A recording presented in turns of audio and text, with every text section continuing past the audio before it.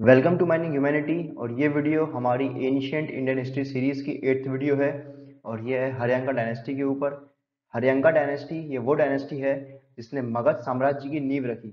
मगध साम्राज्य जो आगे चल के बहुत ही बड़ा एम्पायर बनेगा, ऑलमोस्ट पूरे ही इंडिया पे रूल करेगा।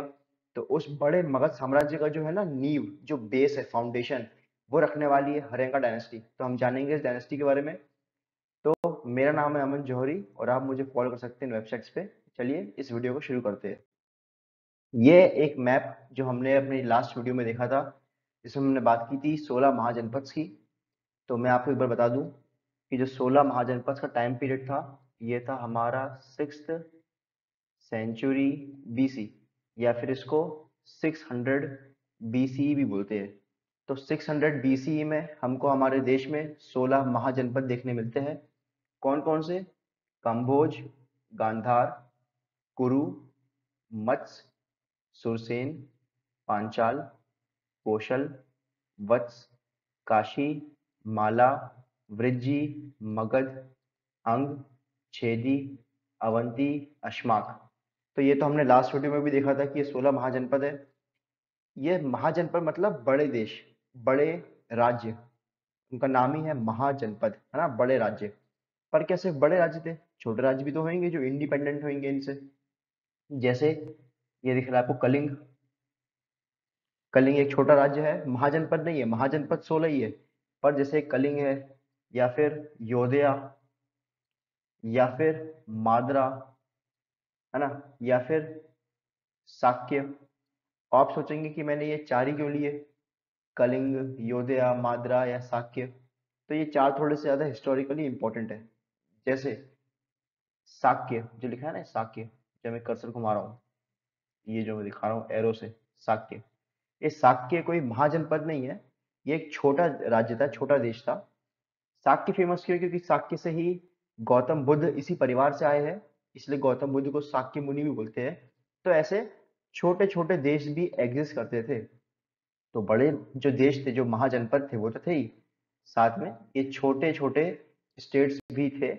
उनमें से एक, जैसे छोटे जो स्टेट्स हैं वो तो है ही, बड़े स्टेट्स में से एक बड़ा स्टेट जैसे मगध, ये आगे चल के बहुत बड़ा होगा। और बहुत बड़ा होगा फेजेस में, एक साथ नहीं होगा, अलग अलग फेजेस में होगा। तो मगध जब आगे बढ़ेगा तो सबसे पहले यहाँ पे आएगी हर्यंक डायनेस्टी, जिसके बारे में आज हम पढ़ रहे हैं। स्पेलिंग ऐसी है उसकी, हर्यंक डायनेस्टी, ये पहली होगी। दूसरे आएगी शिशुनाग, शिशुनागा। तीसरी आएगी नंदास। और चौथी आएगी मौर्य। मौर्य जिसमें हम चंद्रगुप्त मौर्य, बिंदुसार, अशोक, इन सबको देखते हैं। तो मौर्य काल में तो हमको सबको पता है कि ऑलमोस्ट ऑलमोस्ट पूरा ही इंडिया कवर होगा मगध के अंदर, मगध एम्पायर में। पर इसकी जो नींव रखेगा, हर्यंक डायनेस्टी रखेगा, जो कि भारत के सबसे बड़े साम्राज्य की नींव रख रहा है। इसलिए ये हमारे लिए बहुत इंपॉर्टेंट है कि मगध जो इतना छोटा दिख रहा है, ये धीरे धीरे इतना बड़ा हो जाएगा कि पूरे इंडिया को कब्जा कर लेगा। पर हर्यंक डायनेस्टी के अंदर बात करूँ स्पेसिफिकली सिर्फ हर्यंक डायनेस्टी की, तो हर्यंक डायनेस्टी में ही ये इतना बड़ा रीजन, अप्रोक्सीमेटली ये इतना बड़ा रीजन जो है, ये मगध के अंडर में आएगा। बाद में फिर यह हिस्सा शिशुनाग के अंडर आएगा, और बचा हुआ ये हिस्सा जिसमें इंक्लूड ये भी है, ये आएगा नंदास के अंदर। और बाकी बचा हुआ जो पूरा इंडिया है वो आएगा मौर्यन एम्पायर के अंदर। तो इस फेजेस में आगे बढ़ेगा। पहला फेज होगा हर्यंक का, दूसरा फेज शिशुनाग का, तीसरा नंदास का, और चौथा फेज होगा मौर्यस का। तो हम देखते हैं आगे। तो ये, इसमें देखिए, ये जो दिख रहा है ना आपको कॉइन टाइप का, ये हर्यंक डायनेस्टी के सिक्के हमको मिले हैं। और सांची में जो गेट्स है, जिसको हम बोलते हैं तोरण, उस तोरण पे कार्विंग्स है, जिस कार्विंग में ये जो दिख रहा है ना किंग आपको, तो जो हमारे हिस्टोरियंस है या आर्कियोलॉजिस्ट है, उनका मानना ये है कि ये जो किंग दिख रहा है ये कोई और नहीं, हर्यंक डायनेस्टी का पहला किंग बिंबिसार है।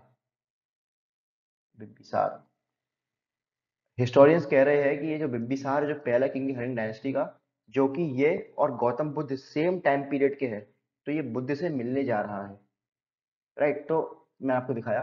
तो इस तरह से हमको हम इस वीडियो में देखने वाले हैं कि कुछ हमने जैसे आर्टिफैक्ट्स मिले, जैसे हमको कॉइन्स मिले या कार्विंग्स मिली, तो वो भी दिखाएंगे। तो जो पहला किंग है बिम्बिसार, वो कौन है, तो हम उसके बारे में जानते हैं। तो बात करते हैं हरेंग डायनेस्टी से। Haryanka dynasty was the first historical dynasty of Magadh. Magadh की पहली एक हिस्टोरिकल डायनेस्टी थी। देखो, मगध में हरेंग डायनेस्टी से पहले भी डायनेस्टी हुई होगी, पर हमको हिस्टोरिकल इतना उसका इन्फॉर्मेशन मिलती नहीं है। तो जहाँ से हमको मिलना स्टार्ट होती है, वहीं से हम बात करेंगे। ठीक है। और ये वन ऑफ द मेजर महाजनपद थी एंशियंट इंडिया की, और इसने रखी फाउंडेशन, सबसे इंपॉर्टेंट फाउंडेशन रखी बाद में आने वाले बड़े साम्राज्य के लिए, जैसे नंदास, मौर्यास, गुप्तास। राइट। तो इसलिए हम पढ़ते हो कि ये बहुत जरूरी है, हरेंग डायनेस्टी। इसका पहला किंग बिम्बिसार, ये उसका टाइम पीरियड है। बिम्बिसार जो है वो सेम टाइम पीरियड पे है जब गौतम बुद्ध और वर्धमान महावीर ये लोग थे। वर्धमान महावीर भी उस समय है, गौतम बुद्ध भी उसी समय है, और बिम्बिसार जो कि थोड़ा सा उम्र में बड़ा है इनसे, गौतम बुद्ध से, वर्धमान महावीर से, वह भी इसी समय है। बात करें बिम्बिसार की, तो ये फाउंडर है हरेंग डायनेस्टी के। ये वो राजा है जिन्होंने 52 ईयर्स रूल किया। 52 बहुत लंबा समय होता है। कैपिटल है राजगीर, बिहार में राजगीर राजधानी। जो कि ये इतनी पुरानी बात है ना। ये बात है 500 BCE की, मतलब आज से 2500 साल पहले। अब इतनी पुरानी बात है, तो हमको पता क्या चली बिम्बिसार के बारे में। तो मैं आपको बता दूं, हम जो भी हिस्ट्री पढ़ रहे हैं 2000 साल से पहले की, बल्कि 2000 साल भी बहुत ज्यादा बोल दिया मैंने, जो भी हम पढ़ेंगे 1700 साल पहले की, ऑलमोस्ट ऑलमोस्ट ये 1700 साल से पहले की जो भी हिस्ट्री थी ना, हम सब भूल चुके थे। हमारे पास कोई आइडिया नहीं था, कोई इन्फॉर्मेशन नहीं थी। वो तो धीरे धीरे हमको वो आज से जब ब्रिटिश आए, जब आर्कियोलॉजिकल सर्वे ऑफ इंडिया बना, डॉक्टर सर अलेक्जेंडर कनिंघम आए या बहुत सारे लोग आए, तो उन्होंने जब खुदाई करी, तो हमको मिले स्टोन्स पे कार्विंग्स। तो हमने उससे हिस्ट्री फिर दोबारा जानी। सिर्फ स्टोन कार्विंग भी नहीं, हमारे यहाँ बहुत से बाहर के लोग भी आए थे, ग्रीक्स आए थे, अखामेनिड्स जो ईरान के लोग थे वो आए थे। तो वो सब, उन सब के रिकॉर्ड्स हमको मिले। तो जब हमने कंपाइल किया ना, तो हमको लगा कि यार ऐसे कोई साम्राज्य था, हुआ होगा। और फिर हमने उस टाइम पीरियड के निकाले रिकॉर्ड्स। कौन कौन से रिकॉर्ड्स? उस टाइम पीरियड के निकाले बुद्धिस्ट और जैन रिकॉर्ड्स, सबसे इम्पोर्टेंट, क्योंकि गौतम बुद्धा उसी समय है, वर्धमान महावीर भी उसी समय है। तो बुद्धिज्म और जैनिज्म के जो फॉलोअर्स हैं, जो उनके जो लोग फॉलो करते हैं, उन्होंने जो किताबें लिखी होगी ना, उसी समय जो भी किंग होगा उसमें वो मिलेगा। तो हमने जो उसके रेफरेंसेस है ना, ये हमने बुद्धिस्ट टेक्स्ट जो कि महावंशा या अंगुत्तर निकाय, उससे मिलते हैं। मतलब हम जानते हैं बिम्बिसार नाम कोई आदमी था, कोई किंग था, उसको कैसे इन्फॉर्मेशन मिलती है हमको उसके बारे में? तो बुद्धिस्ट टेक्स्ट से मिलती है। जैन की जो लिटरेचर है, उसमें बिम्बिसार को बताया गया है, अजातशत्रु जो उसका बेटा है उसको बताया गया है। बिम्बिसार को जैन टेक्स्ट में इसलिए बताया गया क्योंकि जो बिम्बिसार की जो वाइफ है, बताऊंगा आगे चल के, वो उसी परिवार की है जिस परिवार से वर्धमान महावीर आए थे।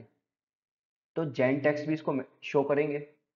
ग्रीक सोर्सेस, जब ग्रीक भारत में आए, स्पेशली मेगास्थनीज, ये मेगास्थनीज की किताब है इंडिका, वो अपन आगे वीडियोस में देखने वाले हैं। तो ग्रीक सोर्सेस से भी हमें पता चलेगा कि बिम्बिसार नाम कोई राजा था। तो अगर बात करें बुद्धिस्ट सोर्स की, तो बिम्बिसार जो है, जैसे मैंने बताया कि बुद्धा के समय ही था, इसलिए बुद्धिस्ट सोर्स ट्रस्ट वर्दी है, हम ट्रस्ट कर सकते हैं। क्योंकि जो कि हमने देखा सांची के जो गेट्स है, उसमें कार्विंग में भी दिखा रहा है कि बिम्बिसार बुद्ध से मिलने गए थे। राइट। तो जो कि बिम्बिसार और बुद्ध का इंटरेक्शन था, इसलिए बुद्धिस्ट सोर्सेस ने बिम्बिसार के बारे में लिखा होगा, और इसलिए हम उसको ट्रस्ट कर सकते हैं। साथ में जैन टेक्स्ट भी है जो उसको शो करते हैं।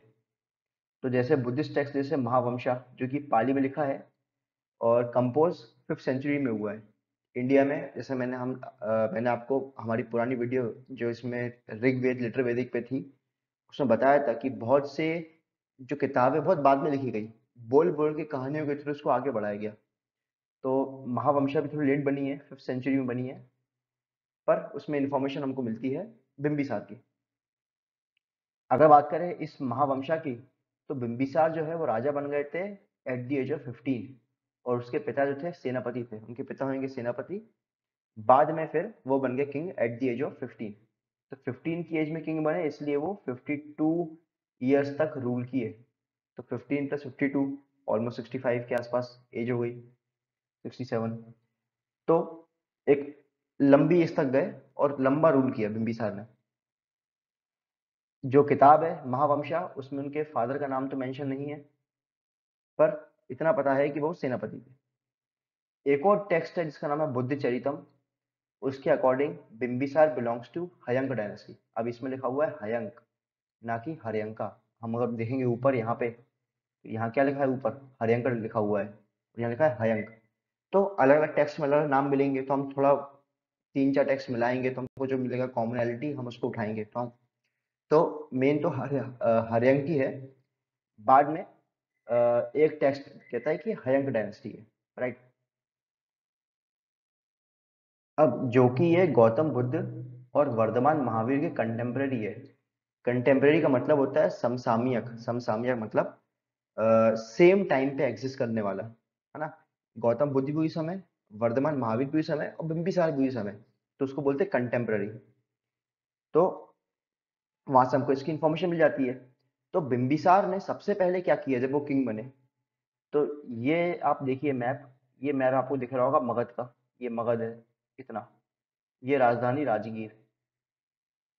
तो जब बिंबिसार बने किंग, तो सबसे पहले उन्होंने, जिसके दिख रहा है ना बगल में अंग, सबसे पहले इस पे अटैक किया अंग पे, और अंग को स्वेलो किया या खा गए, मगध में मिला लिया। तो बिंबिसार का सबसे पहला जो स्टेप था वो अंग था, अंग को मिलाया मगध में। उसके बाद जो कि एक महाजनपद को ही बिंबिसार ने खत्म कर दिया, तो बाकी महाजनपद से दुश्मनी ना हो इसलिए बिंबिसार ने की शादियां। जैसे यहाँ पे किंगडम ऑफ रिपब्लिक ऑफ वाजी थी, वाजी रिपब्लिक, जिसको लिच्छावी परिवार लीड कर रहा था। तो यहाँ पे बिंबिसार ने एक शादी यहाँ पे करी, राइट। उसके बगल में सबसे पावरफुल एम्पायर कौशल, ये आपको दिख रहा होगा कौशल, कौशल बहुत बड़ा बहुत पावरफुल एम्पायर था। तो एक शादी कौशल में करी, और एक शादी पंजाब तरफ जो मादरा किंगडम था वहां पे करी। इस तरह शादी करी। अच्छा मैं बता दूं कौशल का, तो पहले ये काशी दिख रहा ना, काशी, काशी पहले एक अलग इंडिपेंडेंट रिपब्लिक था, सॉरी इंडिपेंडेंट किंगडम था। कौशल ने इस महाजनपद पे कब्जा कर लिया था क्योंकि कौशल पावरफुल था। साथ में कौशल के अंडर दिख रहा है ना साक्य, साक्य वही जहां से बुद्ध बिलोंग करते हैं, है ना। तो साक्य भी, ये छोटी छोटी स्टेट्स भी बाद में कौशल के अंडर आ जाएंगी। तो कौशल बहुत पावरफुल था, इसलिए बिंबिसार ने एक शादी कौशल में करी, एक शादी इसमें वृज्जीस में करी, लिच्छावी फैमिली में। उसके वजह से बिंबिसार की जो पोजीशन थी वो स्ट्रांग हो गई। तो बिंबिसार जमीन तो जीत रहा है, जैसे अंग जीत लिया, साथ में वो शादियां भी कर रहा है। और एक शादी, खासकर जो शादी कौशल में करी, उससे बिंबिसार को क्या फायदा होगा कि दहेज में कौशल बिंबिसार को ये काशी का जो ये शहर है, पूरा काशी नहीं, पूरा काशी तो कौशल के पास ही रहने वाला है, सिर्फ जो ये शहर है काशी का, ये शहर दे देगा किसको, मगध को। एक रास्ता दे देगा कि आए मगध, और इस रास्ते के थ्रू आए और शहर में जो भी इनके कंट्रोल है करे, और इसी रास्ते से जाए। पूरा तो स्टेट देंगे नहीं इतना बड़ा, सिर्फ शहर देंगे, तो दहेज में उसको ये भी मिल जाएगा। तो इस तरह से बिंबिसार का इन्फ्लुएंस बढ़ेगा। तो सबसे पहला होगा कॉन्क्वेस्ट ऑफ अंगा, ये जो अंग है बिंबिसार उसको कॉन्क्वेस्ट करेंगे। तो अंगा या मॉडर्न डे भागलपुर, बिहार में आज जो भागलपुर है वहीं कहीं पे था किंगडम ऑफ अंग। आपने सुना होगा महाभारत में अंगराज कर्ण, है ना, ये वही अंग है। तो Anga, modern day Bhagalpur, was a wealthy kingdom in eastern India. Bimbisara sent his army and defeat king Brahmadatta of Anga, annexing it. अंग को हराया, उसको एनेक्स कर लिया, एनेक्स मतलब खा गए, कब्जा कर लिया। Appointed his son Ajatashatru as governor of Anga. तो बिंबिसार ने अंग को कब्जा किया, और अंग में जो बिंबिसार का जो बड़ा बेटा है अजात शत्रु, उसको यहाँ पे बिठा दिया एज अ गवर्नर। ये अजात शत्रु बहुत इंटरेस्टिंग कैरेक्टर है, हम आगे आएंगे इस पे। अजातशत्रु पे। याद रखना कि बिंबिसार ने अजातशत्रु को बना दिया है एज अ गवर्नर अंग का, और अंग जो है अब मगध का ही पार्ट है। He entered into matrimonial relation to occupy territory. तो बिंबिसार ने बहुत से शादी करते हैं ताकि उससे और उनको जमीन मिले। जैसे मैंने बताया कि एक कौशल साम्राज्य में शादी करी तो उनको काशी मिल गया दहेज में, बिंबिसार को। राइट, जैसे मैं आपको और बताऊं और शादी कर बताऊं। अच्छा, अगर मैं आपको एक चीज बताऊं आपको कि बिंबिसार की जैसे 3 शादियां हैं, तो इसमें आपको दिख रहा होगा कि बिंबिसार की एक शादी कौशल से होगी। कौशल, ये कौशल स्टेट काफी बड़ी स्टेट है। तो यहाँ पे जो किंग है प्रसन्नजीत, उनकी बहन से शादी होगी बिंबिसार की। दूसरा है ना, ये पहला होगा कौशल वाला। दूसरा ये वृज्जीज किंगडम ऑफ वृज्जी, जिसको लीड कर रहा है लिच्छावी परिवार। तो दूसरी शादी यहाँ पे होगी।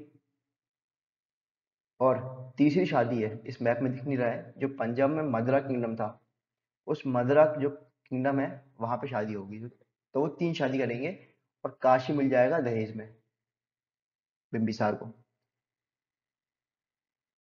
तो ये एक तरह से वही है एक और, कि पहली शादी कौशल से, कौशला देवी जो कौशल से आई है।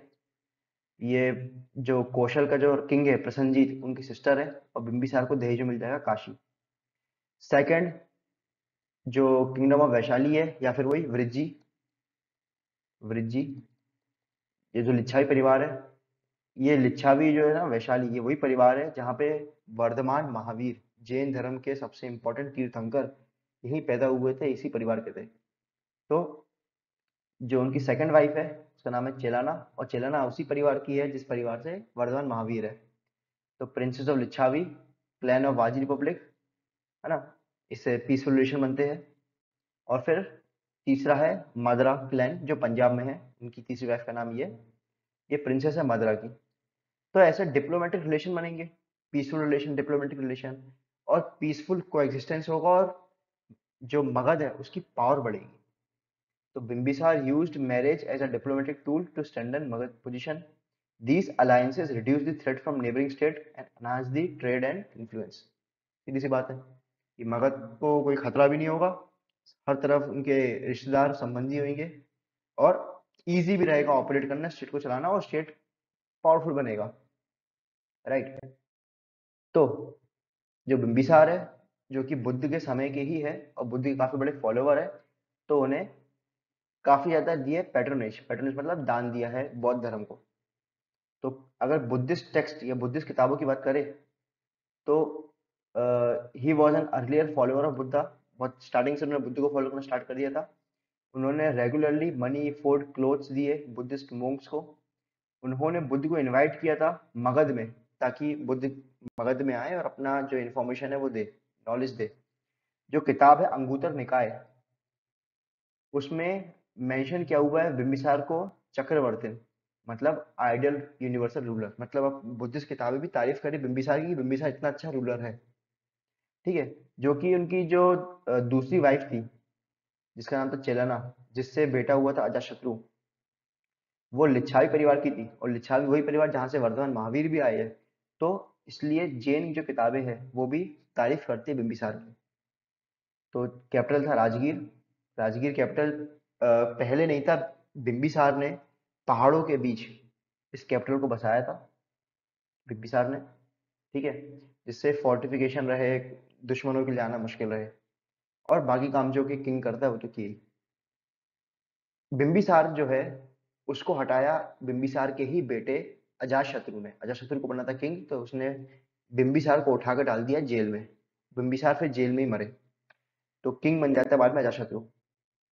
तो बात करें डाउनफॉल की, तो अकॉर्डिंग टू बुद्धिस्ट सोर्सेस, अगर बुद्धिस्ट सोर्स की बात करें, तो Bimbisara was imprisoned and later killed by his Ajatashatru. कि बिंबिसार को पहले इम्प्रिजन किया, बाद में मार दिया उसके बेटे अजातशत्रु ने। Who was eager to take over the throne. It is said Ajatashatru was influenced by Devadatta, Buddhist cousin and rival. हाँ, ये कहानी है। जैसे हम देखते हैं ना, राम का दुश्मन रावण, है ना, या फिर बैटमैन का दुश्मन जोकर। तो है ना, इस तरह से बुद्ध की स्टोरी में भी एक तरफ बुद्ध होंगे और दूसरी तरफ होगा उनका अपोजिंग एक राइवल देवदत्त।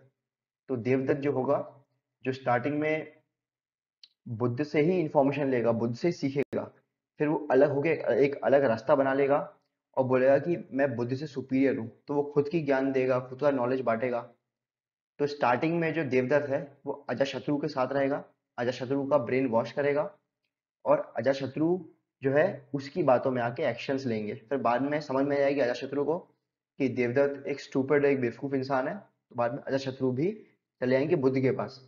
तो स्टार्टिंग की कहानी में है, बुद्ध की कहानी में स्टार्टिंग में देवदत्त है, तो देवदत्त की बातों में इन्फ्लुएंस होके अजातशत्रु, बिंबिसार उनके जो पिता है, उसको डाल देंगे जेल में और खुद बन जाएंगे किंग। तो जातक कथाएं या जटाका टेल्स जिसको बोलते हैं, जाटका टेल्स या जातक कथाएं, उसमें दीघ निकाय में एक इमोशनल अपील है कि बिंबिसार जो है अपने बेटे से अपील कर रहा है कि ऐसा मत करो, गलत है, इस तरह का। ठीक है। बाकी लेगेसी की कि बिंबिसार ने क्या लेगेसी छोड़ी, तो Bimbisara laid the foundation for the future greatness of the Magadha empire. कि फ्यूचर मगध एम्पायर कैसा होगा, किस तरह से आगे बढ़ेगा, उसकी नींव रखी बिंबिसार ने।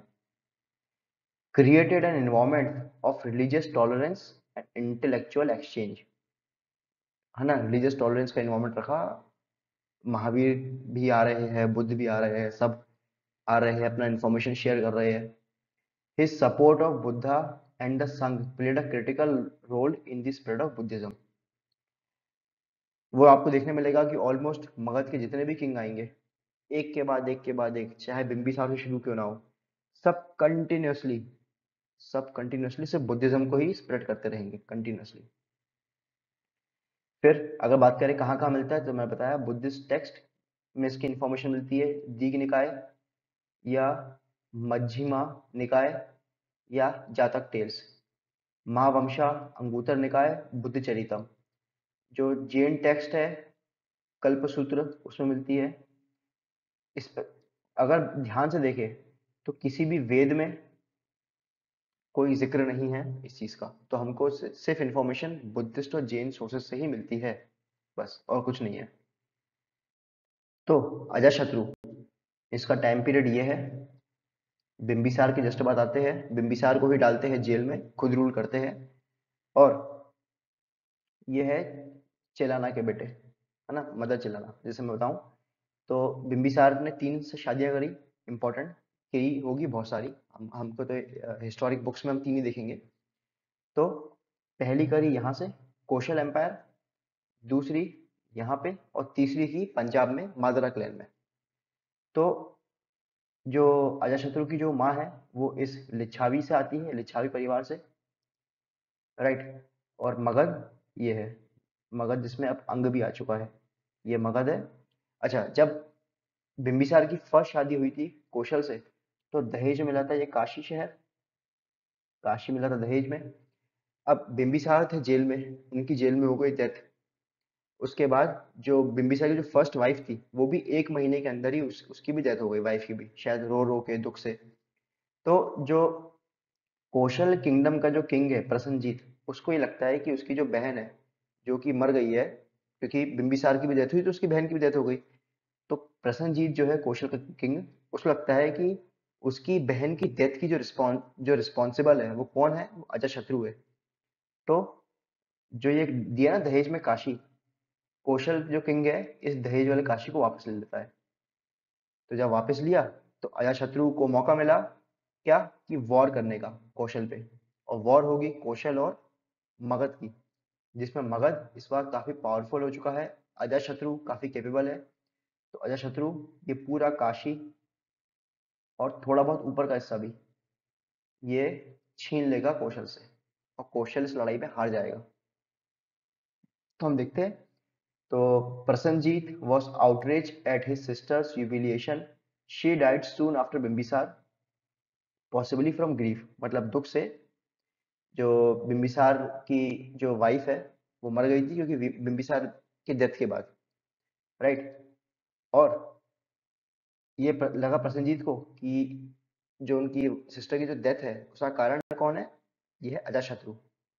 इसी चक्कर में उसने रिवोक कर दिया काशी का ग्रांट, और जिससे मगध से लड़ाई चालू हो गई, मतलब काशी जो दिया था दहेज में उसने वापस ले लिया।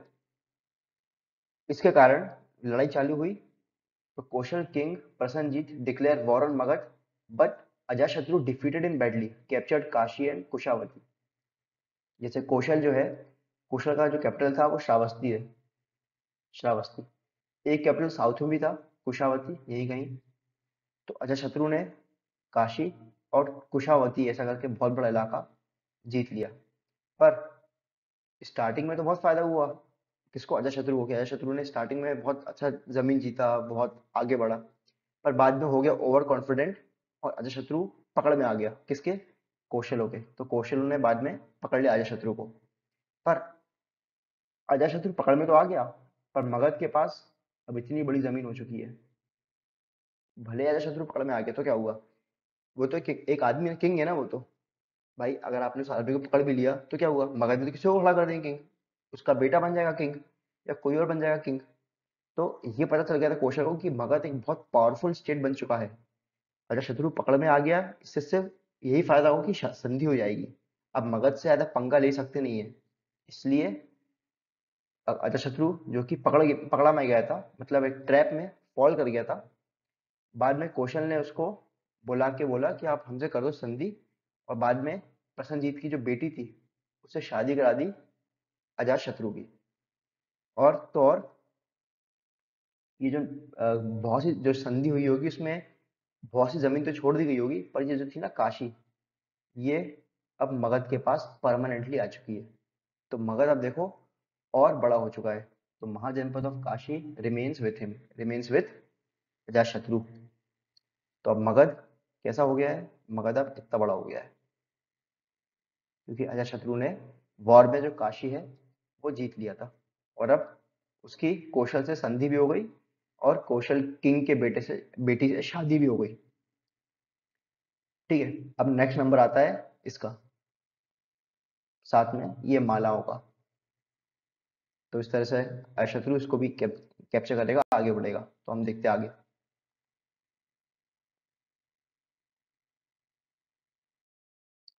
तो अगर हम इस मैप को देखें तो ये एक काशी था, और ये काशी जो कि मगध के अंडर आ गया।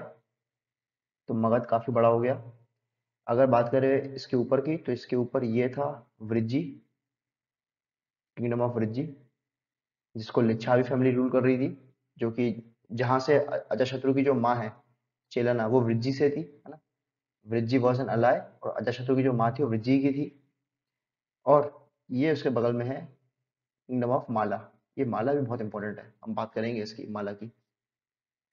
अच्छा, ये जो शाक्य है, इस शाक्य तो आ चुका है कौशल के अंडर। शाक्य जहाँ से बुद्ध पैदा हुए थे जहाँ पे।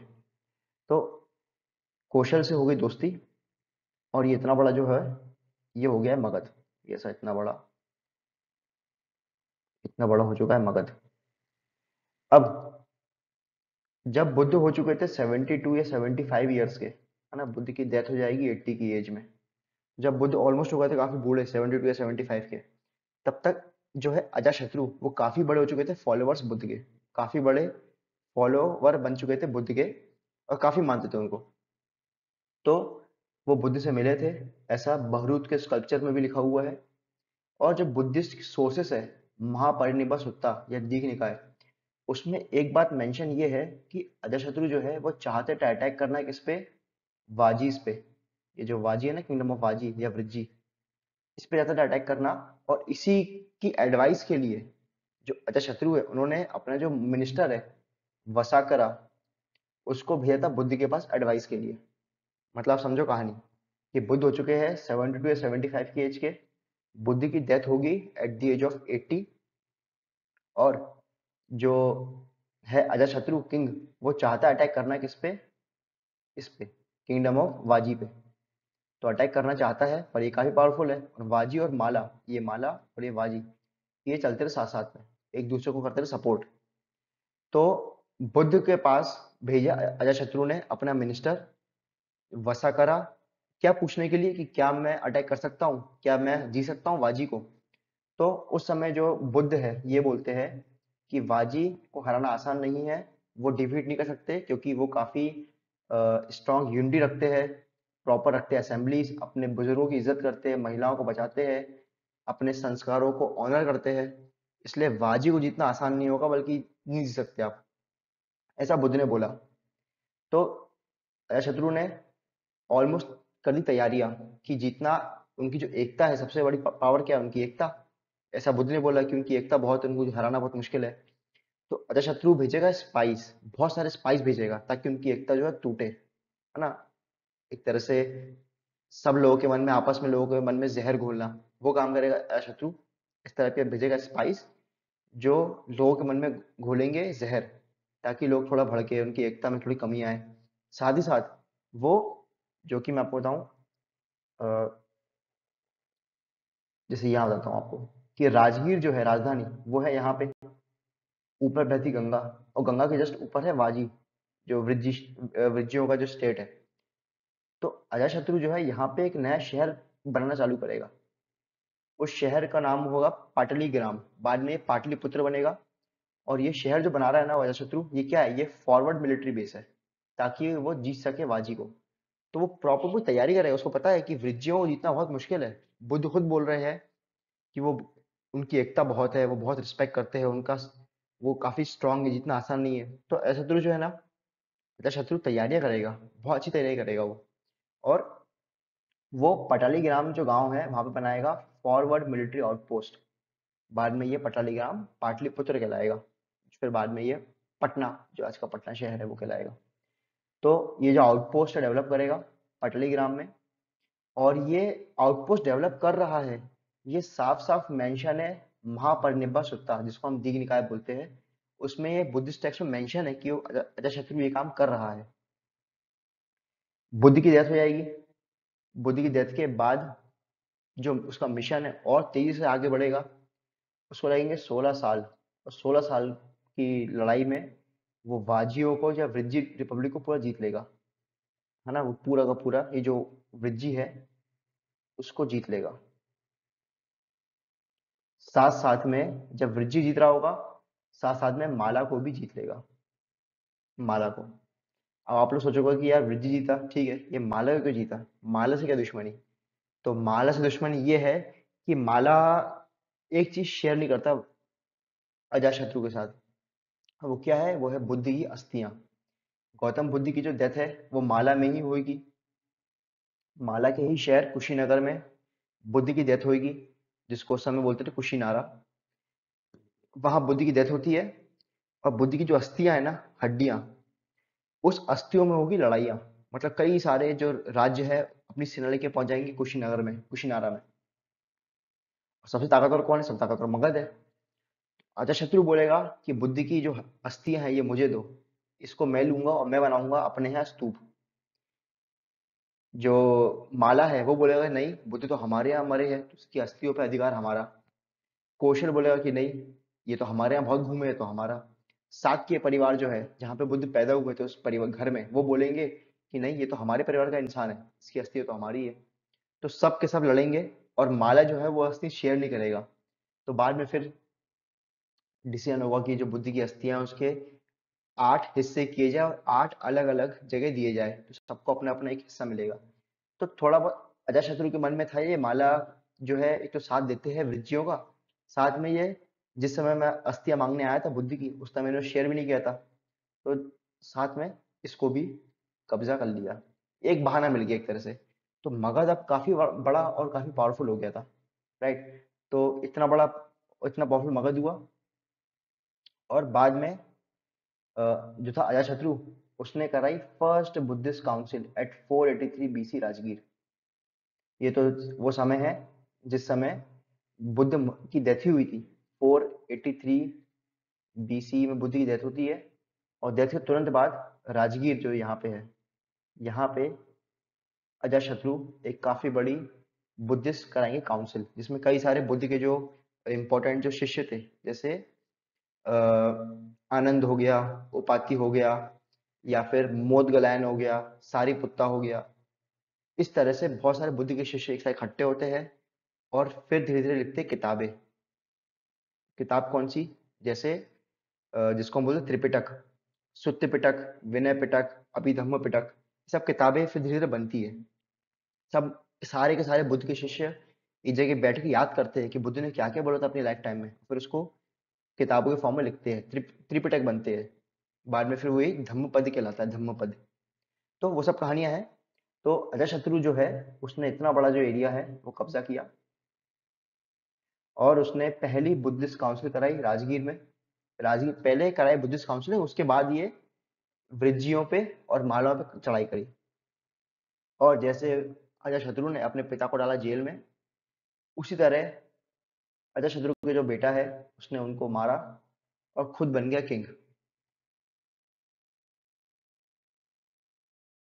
तो ये जो आपको दिखा रहा हूँ, अब मगध हो चुका है इतना बड़ा, इतना बड़ा हो गया है मगध, आप देखो काफी बड़ा। और ये जो कौशल है, कौशल से हो गई दोस्ती, कौशल से हो गई दोस्ती, और मगध हो गया इतना बड़ा। तो अब मगध को चिंता ही नहीं है, चिंता अब किसकी होगी? अवंती की।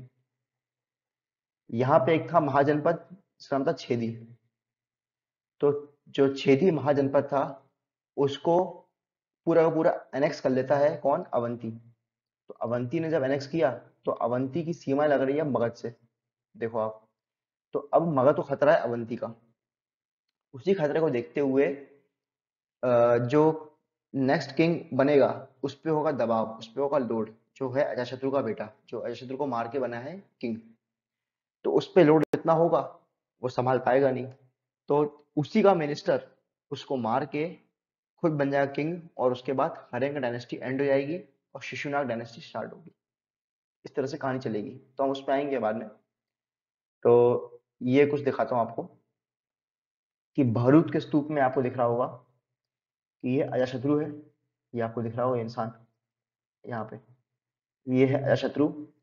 और ये बुद्ध की जो अस्थियां हैं उसकी पूजा कर रहा है।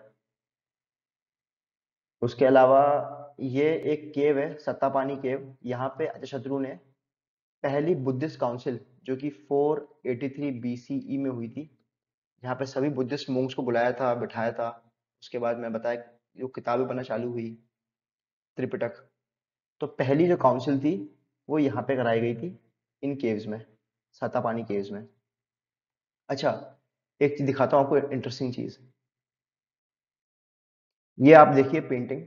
ये पेंटिंग जो है, ये पता है कहाँ पे है? ये चाइना में है, चाइना में। और चाइना में काफी अंदर, मतलब भारत की सीमा से अराउंड 800 से 1000 किलोमीटर नॉर्थ की तरफ, चाइना के इतने अंदर चाइना में, वहां पे पेंटिंग्स है ना। ये इसको किजिल केव्स बोलते हैं चाइना की।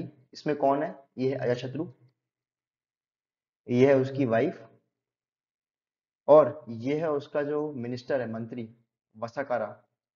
ये वही मंत्री जो दीघ निकाय जो बुक है, बुद्धिस्ट टेक्स्ट, जिसमें लिखा हुआ था कि अजातशत्रु ने अपना जो मिनिस्टर है वसाकारा भेजा था बुद्ध के पास, उससे पूछने के लिए कि क्या मैं वाजी या वृज्जियों को जीत सकता हूँ। तो बुद्ध ने बोला था वसाकारा को कि नहीं, उनकी एकता बहुत मजबूत है, वो जीतना आसान नहीं होगा। तो ये वही मिनिस्टर है, देख सकते हैं आप।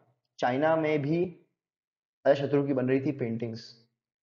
अब आप बोलोगे यार, चाइना में अजातशत्रु की पेंटिंग्स क्यों बन रही थी? क्या संबंध है? क्योंकि बौद्ध धर्म पूरे चाइना में फैल गया था। और बौद्ध धर्म की पहली काउंसिल किसने करवाई थी? अजातशत्रु। यहाँ तक कि जो बुद्धिज्म की जो अस्थियां थी, उसकी लड़ाई चालू क्यों हुई थी? क्योंकि अजातशत्रु सेना लेके पहुंच गया था। तो बुद्धिज्म में ये इंसान अजातशत्रु काफी इंपॉर्टेंट है। तो फिर चाइना में भी इसकी पेंटिंग बनेगी, उस तरह बनी पेंटिंग। तो ये है उदयन, अजातशत्रु का बेटा। और ये अजातशत्रु को मार के बन गया किंग, है ना। जैसे आप समझो, पहले बिंबिसार आए, तो बिंबिसार को उन्हीं के बेटे अजातशत्रु ने मारा, बिंबिसार, और बन गया अजातशत्रु किंग। बाद में अजातशत्रु को भी उसके बेटे ने मार दिया, और वो बन गया किंग। तो ये चलता रहेगा सिलसिला। अच्छा, इसने फाउंड करी सिटी पाटलिपुत्र। तो आप समझो कहानी कि ये है गंगा नदी, गंगा नदी बह रही, और गंगा नदी के नीचे ये है मगध, और उसके ऊपर था वृज्जी होगा स्टेट, किंगडम ऑफ वृज्जी, है ना। ये था वृज्जी, ये था मगध। तो मगध की राजधानी थी राजगीर। तो अजातशत्रु ने एक बनाया था फॉरवर्ड मिलिट्री बेस, पाटलिपुत्र। वो एक मिलिट्री बेस था, राइट। और मिलिट्री बेस से अटैक किया वृज्जियों पे। अब जब आएगा ना उदयन, तो उदयन उस मिलिट्री बेस को बना देगा एक शहर। तो इसने शहर बसाया पाटलिपुत्र। मिलिट्री बेस तो बन गया था ऑलरेडी, उसको उसने शहर का रूप दिया उदयन ने। और बाद में इसको इसी के मिनिस्टर ने मार दिया, इसका नाम है शुंग और शिशुनाग। शिशुनाग नाम का जो मिनिस्टर है वो इसको मार देगा और खुद बन जाएगा किंग। अब मिनिस्टर ने क्यों मारा, जो लास्ट रूलर है उसको शिशुनाग ने क्यों मारा, वो खुद किंग क्यों बन गया, इतना आसान कैसे हुआ? क्यों बताया था कि मगध जो है, अब फिर से बताता हूँ आपको। अब मगध हो गया काफी बड़ा, मगध ऐसा बड़ा हो चुका है। मैंने बताया था कि यहाँ पे एक और स्टेट था अवंती। अवंती जिसकी सीमाएं लग रही थी मगध से। ये है अवंती जो काफी ताकतवर है, जिसकी सीमाएं लग रही मगध से। और उदयन उतना केपेबल था नहीं कि वो अवंती से मुकाबला कर पाता। तो शिशुनाग जो केपेबल था, इसने उसको हटाया और खुद पावर ले ली। और फिर शिशुनाग जब पावर लेगा तो शिशुनाग एक साथ दो काम करेगा। पहला, यहाँ जो है ना कौशल, किंगडम ऑफ कौशल, सबसे पहले कौशल पर अटैक करेगा और पूरा का पूरा कौशल जो है वो मगध में मिलाएगा। और फिर बाद में अवंती पे हमला करके पूरा का पूरा अवंती भी मगध में मिला लेगा। तो शिशुनाग काफी बड़ा काम करेगा, कौशल और अवंती दोनों ही एक साथ जीतेगा बाद में। तो इस तरह से हम आगे देखने वाले हैं हमारे नेक्स्ट लेक्चर्स में। तो जो अपना हर्यंक साम्राज्य था, हर्यंक डायनेस्टी, उसका कंट्रीब्यूशन क्या था कि rise of urban culture, development of cities like Rajgir and Pataliputra. हमने देखा राजगीर जैसा बड़ा शहर बसाया किसने, बिंबिसार ने। पाटलिपुत्र, इसको दो हाथ, दो लोगों का हाथ है, अजातशत्रु का और उदयन का।